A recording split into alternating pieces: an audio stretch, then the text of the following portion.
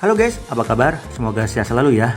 Nah, di video kali ini aku mau membahas seluruh anggota klub penelitian sejarah dan budaya di anime dan dadan. Meskipun klub ini masih lama ya terbentuknya, namun anggota-anggotanya itu karakter utama semua guys. Dimulai dari Okarun, Momo, dan tentu yang lain akan menyusul seiring berjalannya cerita. Nah, sesuai namanya, klub ini tuh meneliti yang berbau-bau spiritual gitu guys, seperti fenomena alien, roh, urban legend, peradaban kuno, dunia alternatif, dan masih banyak lagi. Awal terbentuknya klub ini tuh sebenarnya bertujuan untuk mencari Kintama, namun seiring berjalannya waktu berubah menjadi sebuah klub spiritual yang didukung langsung oleh sang Wakefsek. Nah, Wakefseknya siapa? Nanti guys, gua bahas di akhir video. Well, bangunan klubnya tuh seperti ini guys. Kelihatan kumuh ya? Emang sih, karena awalnya ini tuh adalah gudang penyimpanan yang berada di pinggiran sekolah. Anyway, kemarin aku udah bahas sih 7 yokai di anime dan dadan. Nah, buat kalian yang belum nonton, boleh lah ya nonton videonya yang ini. Ya udah, kalau gitu gak usah berlama-lama lagi, langsung aja mari kita masuk ke pembahasannya.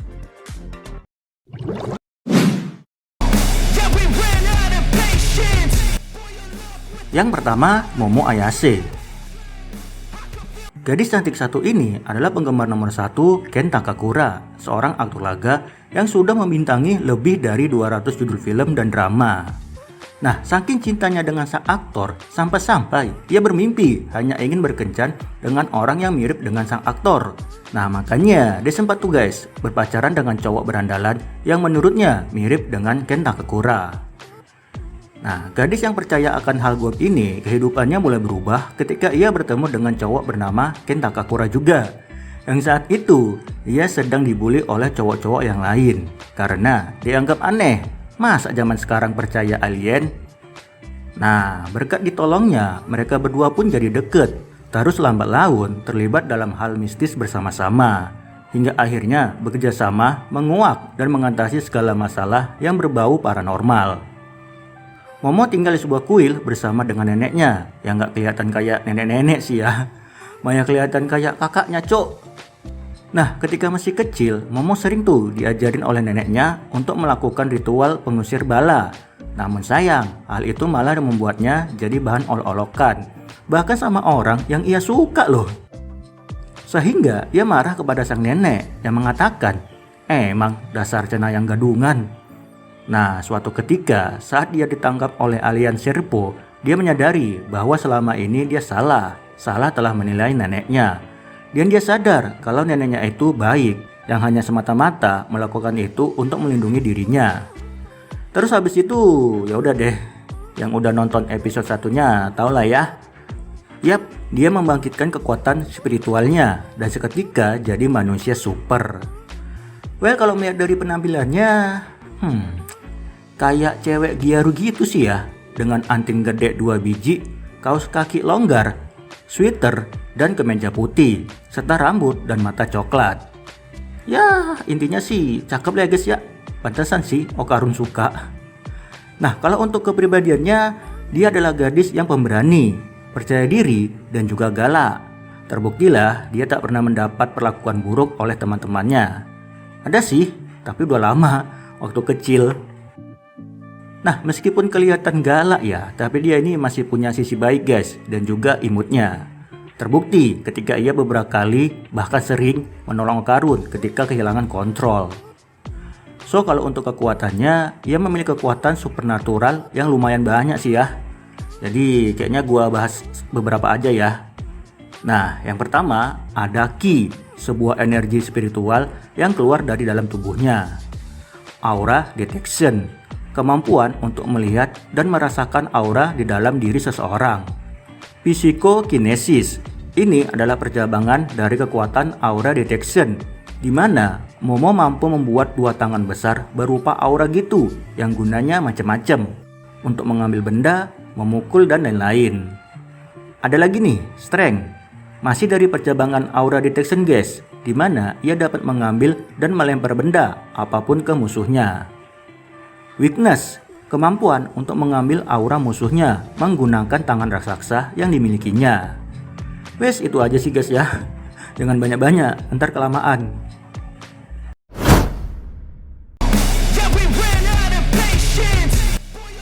Ken Takakura alias Okarun.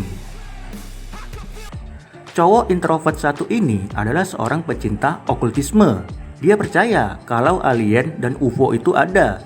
Dan bahkan nih ya, ia bercita-cita ingin diculik oleh alien. Emang rada-rada sih ya. Nah, setelah bertemu dan menjalin persahabatan dengan Momo, kehidupannya pun mulai berubah. Dan kini, ia dan Momo mulai menjalani paranormal experience bersama-sama. Nah, di misi pertamanya dengan Momo, dia sempat tuh bertemu salah satu yokai yang super cepat, yaitu Nenek Turbo. Dimana saat itu, ia sempat tuh kerasukan juga, hingga menjadi manusia super dengan kekuatan lari secepat kilat. Nah, kekuatannya ini ternyata terlalu besar guys, hingga ia tak bisa mengontrolnya. Bahkan terkadang berubah juga loh, jadi sang Nenek Turbo.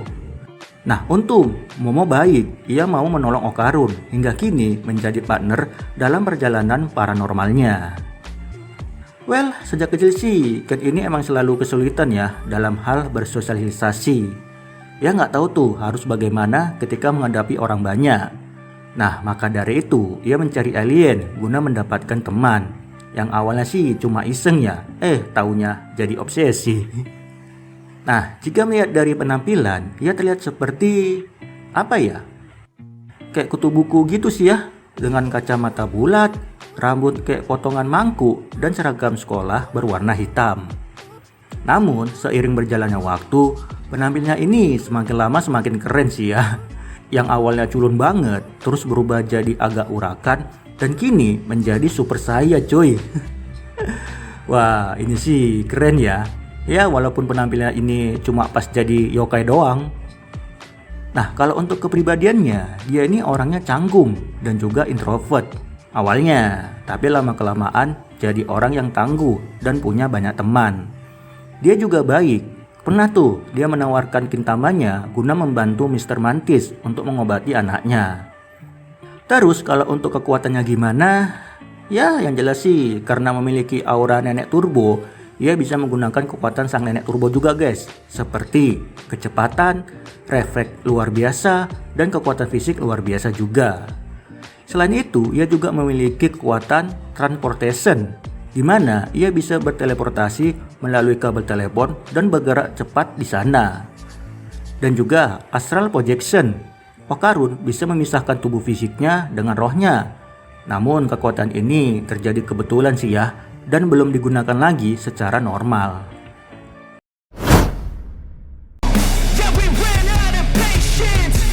Kinta Sakata. Di setiap anime, mau itu harem, romance, ataupun misteri, pasti ada lah ya karakter yang modelnya kayak begini, nerd, mesum, lawa. Dan biasanya sih di anime misteri sih ya kebanyakan, kayak School of the Dead, Stargate, dan lain-lain. Nah, cowok nerd satu ini memiliki penampilan ya nerd pada umumnya. Badan gemuk, pakai kacamata, rambut belah tengah, dan memakai seragam sekolah berwarna hitam. So, kalau untuk kepribadiannya, Kinta adalah pria yang aneh, yang suka mencari perhatian orang lain. Yang terkadang suka berlebihan guys, sehingga berakhir dikatain mesum. Terutama sih sama Momo ya, sering banget tuh ngatain mesum. Terus dia ini orangnya memiliki rasa penasaran yang tinggi guys. Terlihat ketika ia penasaran kepada Okarun. Kok bisa cowok biasa kayak Okarun dikelilingi cewek-cewek cakep? Nah, dia juga memiliki sifat narsis yang berlagak sok keren gitu. Dan terkadang suka melakukan pose-pose nyentrik. Terus suka ngeles juga yang tak mau mengakui kekurangannya sendiri. Anjir, ini orang banyak bener ya sifatnya. Nah, kalau untuk kekuatannya, ini orang sebenarnya nggak punya kekuatan guys. Tapi karena satu hal dan yang lainnya, dia bisa menggunakan kekuatan. Tapi ya cuma sekadar minjem doang sih. Seperti halnya ketika melawan monster Godzilla, di mana saat itu ia mampu menaiki dan mengendalikan Megazord. Yes, kalian nggak salah denger, Megazord. Bentuknya emang kayak Megazord sih. Nah, sekedar info aja nih ya, Megazord satu ini tuh adalah rumah Momo. Nah, kenapa bisa berubah jadi robot? Karena rumah Momo ini terbuat dari nanoskin, sehingga orang yang membayangkan suatu benda, maka rumah tersebut akan memvisualisasikan apa yang dibayangkan. Nah, dalam hal ini, Momo membayangkan sesuatu yang besar dan kuat. Maka muncullah robot Buddha satu ini, guys. Nama dari robot Buddha ini tuh adalah Grid Kinta Bodhisattva Zeta Version, di mana robot satu ini tuh ketika dipiloti oleh Kinta memiliki beberapa jurus. Antara lain itu ada Hot Wind Strike First Punch. Ini adalah teknik pukulan. Hyper Gora Slasher. Ini adalah jurus tebasan lurus dari atas kepala. Daedalus Acha. Ini adalah teknik tendangan ke atas. Rocket Punch.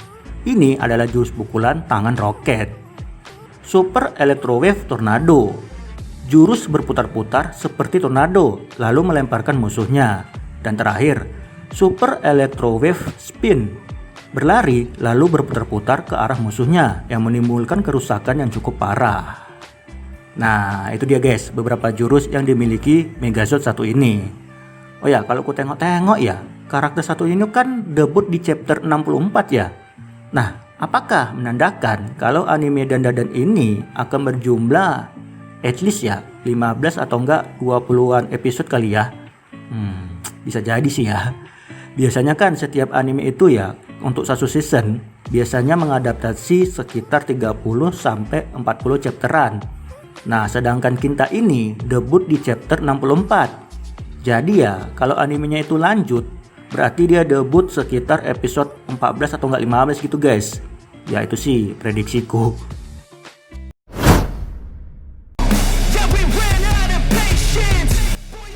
Bamora. Alien cantik satu ini adalah satu-satunya makhluk yang masih hidup dari rasnya, yaitu ras Sumerian. Nah, pada Arc Kaiju, dia adalah villain utamanya guys, yang mana ia bertindak sebagai Godzilla, yang udah gua spill juga sih ya sebelumnya, dan akan melawan Megazord Buddhanya Kinta. Dia ini alien guys, yang datang ke bumi karena adanya invasi besar-besaran di planetnya, serta mencari calon suami yang kuat guna meneruskan garis keturunannya. Ketika pertarungan melawan Okarun dan teman-temannya selesai, kan identitasnya terungkap tuh. Nah, semua orang kaget. Loh, kok ada cewek cakep di dalam Godzilla? Nah, yang lebih kagetnya sih tentu ketika ia nyium Okarun ya, yang membuat Momo combokurnya minta ampun. Well, singkat cerita, dibawalah dia ke Mr. Sim dengan alasan siapa tahu kan Pak Mantis bisa membantu. Soalnya ketika ditanya, nih cewek diem aja guys, dia nggak tahu bahasa planet bumi. Sehingga dikasihlah itu dia alat penerjemah agar mereka tahu apa yang dikatakannya. Nah, ucapannya sebenarnya nggak lancar-lancar banget, masih kagok-kagok gitu. Tapi meskipun begitu, ada satu kalimat yang terdengar sangat jelas, yaitu dia datang ke bumi dengan tujuan mencari suami yang lebih kuat darinya. Dan suami yang dimaksudnya itu adalah Okarun. Nah, mendengar hal itu, jelas Kinta marah, nggak terima. Orang yang ngalahin dia itu Kinta, ya seharusnya yang jadi salon suaminya itu ya Kinta. Bener sih, orang Okarunnya aja kagak ngapa-ngapain cok. Tapi emang tuh cewek mau sama orang aneh kayak dia? Well, back to topic. Dari segi penampilan, nih cewek cakep bener. Dengan rambut pirang pendek, tubuh ramping, serta mata kehijauan. Membuat cowok-cowok yang melihat langsung jatuh cinta. Nah, selain itu, yang paling mencolok dari penampilannya ini tentu bentuk badannya guys, yang terlihat seperti android dan terdapat dua antena di atas kepalanya. Terus kalau untuk outfitnya, kayak baju alien gitu sih ya, warna putih, ada garis-garisnya juga. Ya mirip ini sih, baju astronot, tapi yang versi film. Nah, setelah Seiko-san memutuskan untuk memasukkannya ke sekolah, dia pun memulai memakai seragam sekolahnya tuh, sama halnya kayak Okarun dan Momo. Tapi awalnya dia pakai seragam yang mirip kayak Momo, tapi kesini-kesini sih dia udah pakai seragam cewek pada umumnya. So kalau untuk kepribadiannya, Bamora ini adalah gadis yang baik, ramah, lugu, dan juga penuh kasih sayang. Nah, sedikit cerita mengenai masa lalunya nih ya. Jadi, Bamora ini tinggal di sebuah planet bernama Sumer bersama dengan bangsa Sumerian yang lain. Nah, suatu hari planet mereka diserang oleh pasukan Kur sehingga hanya menyisakan beberapa orang aja yang masih hidup. Nah, singkat cerita lagi nih, salah satu orang yang hidup adalah Banga, ibu angkat Bamora. Yang mana beliau mengatakan kalau Bamora harus meninggalkan planet ini dan mencari kehidupan yang baru di planet yang lain. Sehingga Bamora dipaksa meninggalkan planet Sumer guys, menggunakan alat transportasi super cepat yang bentuknya itu kayak piramid. Awalnya Bamora tidak mau karena dia nggak rela meninggalkan ibu angkatnya. Namun karena dipaksa, ya udah deh, akhirnya Bamora pergi. Nah, sebelum pergi, Banga berpesan kalau Bamora harus mencari pasangan yang kuat agar melahirkan keturunan yang kuat pula. Nah, maka dari itu, seperti yang gua bilang di awal sih ya, Bamora memilih Okarun karena dia berpikir kalau Okarun itu kuat. Terus kalau untuk kekuatannya, dia ini memiliki kostum tempur bernama Exosuit yang asal muasalnya itu berasal dari bangsa Kur, yang notabene spesies yang menyerang planetnya guys. Nah, dimana dengan kostum Godzilla-nya ini, ia memiliki jurus yang antara lain itu ada Heads Up Display. Ini adalah kemampuan analisis, dimana akan ada display yang muncul dari kokpit kostumnya. Terus ada lagi Transparency, kemampuan tembus pandang sehingga orang tak bisa melihatnya. Size Enchantment, kemampuan yang bisa membuat ukuran Godzilla-nya menjadi besar maupun kecil. Clothing Replication, kemampuan untuk meniru suatu benda sehingga bisa dipakainya. Dimana dalam hal ini Bamora meniru pakaiannya Momo saat pertama kali masuk sekolah. Dan terakhir Slaughter Mode. Ini sih kayak mode berserk gitu ya, dimana dia akan mengamuk dan tak terkontrol.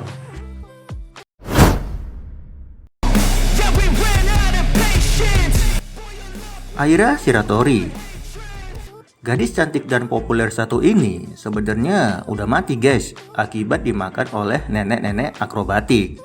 Namun karena sang nenek sadar dan bertobat, Aira pun bisa hidup kembali.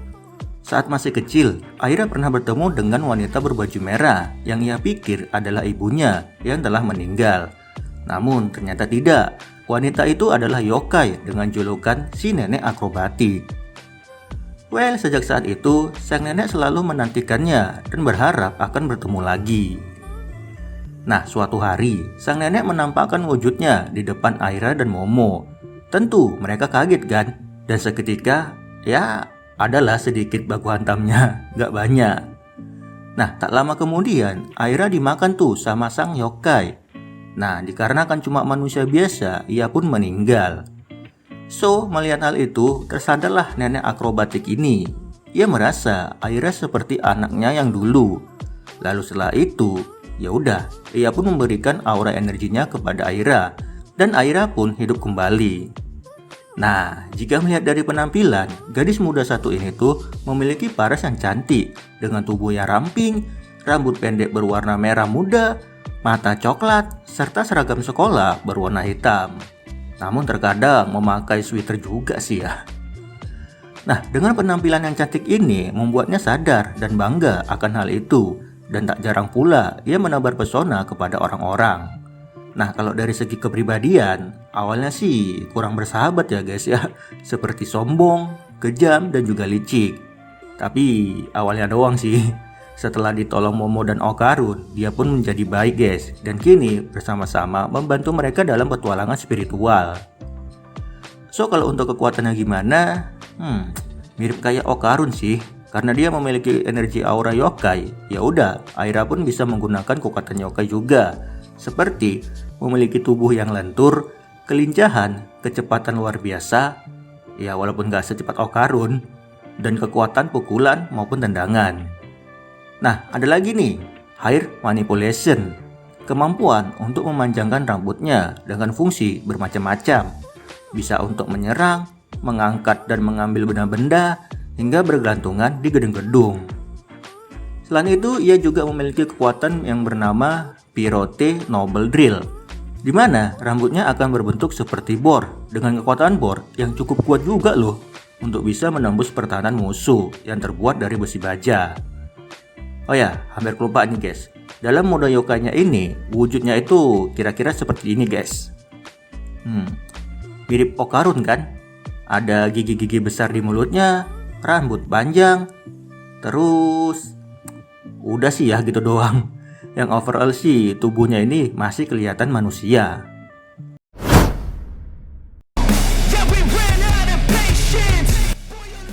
Jin and Joji. Cowok ganteng yang akrab disapa Jiji ini adalah teman masa kecil Momo, sekaligus cinta pertamanya juga. Nah, di episode 1 udah dilihatin juga sih ya. Ya, walaupun masih bocil. Nah, beberapa tahun kemudian, Jiji kembali menemui Momo dengan tujuan meminta bantuan neneknya untuk mengusir setan di rumahnya. Akan tetapi, karena neneknya berhalangan hadir, akhirnya mandat itu pun diserahkan kepada Momo, sehingga Momo lah yang disuruh mengusir setan di rumah Jiji. Ya, awalnya Momo menolak ya, tapi setelah mendengar penjelasan Jiji yang cukup menyentuh hati, akhirnya Momo mau dan bersedia membantunya. Lalu pergilah Momo dan Okarun ke rumah Jiji. Nah, sesampainya di sana, banyak hal yang mereka temui, dimulai dari yokai cacing besar Alaska sampai yokai yang bisa mengendalikan pikiran. Nah, singkat cerita, kalahlah itu cacing besar Alaska, namun tidak untuk yokai pengendali pikiran. Nah, malah sekarang keadaannya makin runyam guys. Yang dimana sang yokai pengendali pikiran, yaitu Evil Eye, berhasil mengambil alih tubuhnya Jiji. Dan kini tubuh keduanya pun berganti-gantian. Di saat kena air dingin, Jiji berubah menjadi Evil Eye. Dan di saat kena air panas, Evil Eye berubah menjadi Jiji. Udah kayak ini aja ya, Ranma setengah. Nah, seiring berjalannya waktu, yokai tersebut pun mulai berdamai dengan semuanya guys, berkat negosiasi epik antara Okarun dan Evil Eye. Nah, jika melihat dari penampilan, Jiji ini adalah cowok dengan tinggi di atas rata-rata, badan cukup berisi, rambut dan mata coklat, memakai anting, dan juga seragam sekolah yang terlihat berbeda. Oh, mungkin karena dia ini murid pindahan kali ya, makanya seragamnya tuh masih ngikutin yang lama. Nah, kalau untuk kepribadiannya, Jiji adalah cowok yang hiperaktif, yang suka memperlihatkan sikap konyolnya. Makanya sebagian ada yang gak suka, sebagian ada yang suka. Selain itu, dia juga orangnya suka ngegombal guys. Dan ngegombalnya itu gak pandang bulu cuk. Siapapun digombalin tuh, termasuk neneknya Momo. Well, meskipun begitu, tetap kok guys, dia ini orangnya baik, terutama sama teman-temannya. Terus kalau untuk kekuatannya, dalam mode manusianya, dia memiliki kemampuan untuk mengeluarkan energi ki dari tangannya. Nah, efeknya itu dapat menimbulkan ledakan yang besar. Ada lagi, Evil Gun. Mirip kayak yang tadi guys, bedanya energinya itu jauh lebih besar dan dampak kerusakannya juga jauh lebih besar. Oh ya, kalau ku tengok-tengok ya, jurusnya ini mirip ini coy, Kamehameha. Mana posenya mirip lagi. Ya wes, itu doang sih guys ya. Sampai saat ini baru itu doang sih yang diperlihatkan. Dan semua jurus itu semuanya dipelajari dari nenek Seiko. Oh ya, ada satu lagi sih, yaitu mode yokai, yang mana kemampuannya ini adalah ya kemampuan fisik sama pengendali pikiran.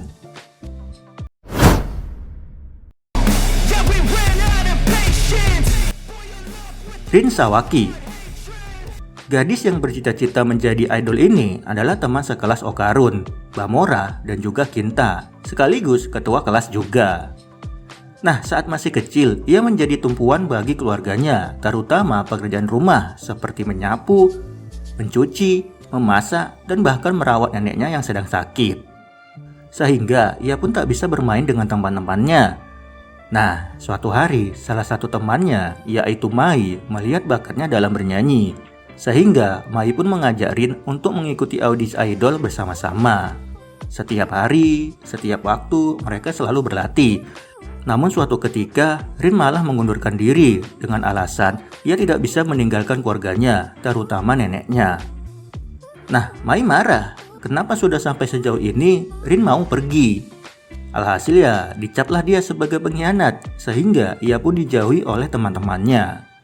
Nah, lalu kemudian sesaat sebelum audisi, Mai sadar akan kesalahannya tersebut dan berniat untuk meminta maaf. Namun naas guys, ketika di perjalanan ia mengalami kecelakaan dan berakhir meninggal.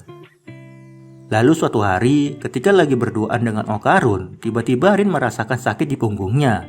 Dan dengan segera dibawalah dia ke rumah Seiko-san. Dan dengan bantuan Seiko-san pula, yokai yang selama ini menghantui Rin berhasil dimurnikan. Dan kini, yokai jahat tersebut pun menjadi yokai pelindung bagi Rin Sawaki. Oh ya, BTW, yokai yang lucu ini adalah Mai guys, yang dulunya itu temannya Rin. Dan kini pun dia berubah menjadi yokai berbentuk kura-kura.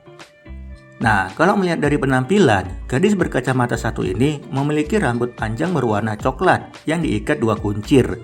Seragam sekolahnya berwarna hitam. Terus apa lagi ya? Udah sih, itu aja ya. Yang overall sih kayak murid teladan banget sih ya. Nah, bagaimana dengan kepribadiannya? Rin adalah gadis yang baik hati, terbukti ketika ia merawat nenek dan keluarganya seorang diri. Terus ia juga perhatian guys, yang tak segan mau jadi tempat curhat bagi teman-teman sekelasnya. Nah, namun terkadang ia juga aneh ya, yang suka ngomong dalam hati. Padahal mah kagak cuk, ngomongnya kuat dan jelas. Kalau untuk kekuatannya, nah ini nih yang agak beda. Dimana yokai pelindungnya itu bergabung dengan Rin guys, sehingga Rin memiliki mode ala-ala idol gitu, tapi versi pakai baju seksi, dengan rambut dikuncir 2, pakai pita di kepala, dan bawa tempurung gede di punggung. Nah, untuk kemampuannya gimana? Dalam mode ini, kemampuan utamanya tentu aja bernyanyi, dimana dengan nyanyiannya tersebut, ia dapat mengendalikan gravitasi.